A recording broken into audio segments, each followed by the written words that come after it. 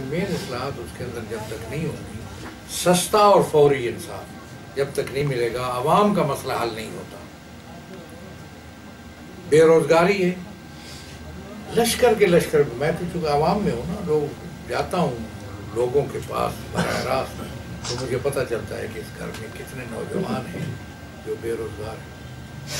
کیوں بے روزگاری ہے؟ اتنے وسائل، اتنا بڑا ملک، اتنے اس کے ذرائع ہیں، اور وسائل و ذرائع جاتے کہاں ہیں؟ کیوں لوگوں کو روزگار؟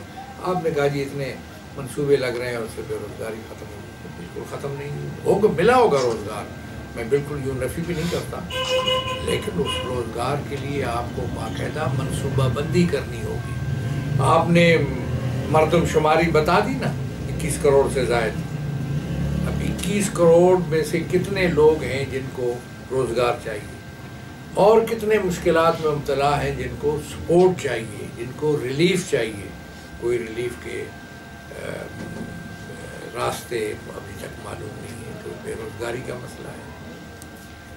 ابھی دیکھیں روپے کی قدر ویلیو گھٹ گئی، ڈالر کا پتہ نہیں کیا، یہ تو پتہ نہیں ہوتا، بڑھتا جا رہا ہے، جس کا اثر آپ کے اشیاء صرف پر، جو ضروریات زندگی ہیں غریب آدمی کی، اس کی آمدنی تو وہی ہے اور قیمتیں بڑھ رہی ہیں، کیسے اس کا ہوگا سلسلہ؟ یہیں پہ کئی سال پہلے آپ سے بات ہوئی تھی اور میں نے بتایا تھا کہ اس وقت جو صفر کے نیچے زندگی گزارنے والے ہیں، خط افلاس سے نیچے، ان کا تناسب میں نے بتایا تھا اس وقت، ایک تھا پتہ نہیں 20%، 25% یا 33%۔ اب وہ میں تناسب بتا ہی نہیں سکتا، اتنا بڑھ گیا ہے کہ تناسب رہا ہی نہیں،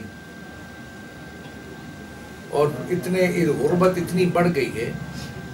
حکومتیں، ریاستوں کی پہلی ذمہ داری ہوتی ہے کہ غربت کو دور کرنا، جہالت کو دور کرنا، بیماریوں کا علاج کرنا۔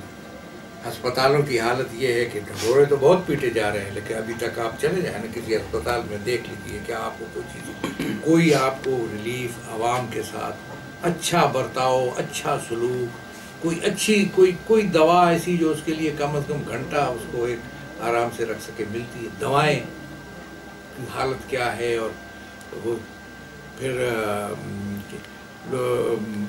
تعلیم تو کمرشل ہو چکی ہے، وہ تو ایک تجارت بن گئی، اس میں تو ایک عام آدمی کے لیے کہاں ممکن ہے۔ آپ کے جو سرکاری جو سکول ہیں ان کی صورتحال، اس کی اصلاح کے لیے کتنے اقدامات ہوئے، یہ اعلانات بڑے ہیں، لیکن گراؤنڈ پہ گراؤنڈ ریالٹیز اس کی نفی کرتی ہیں۔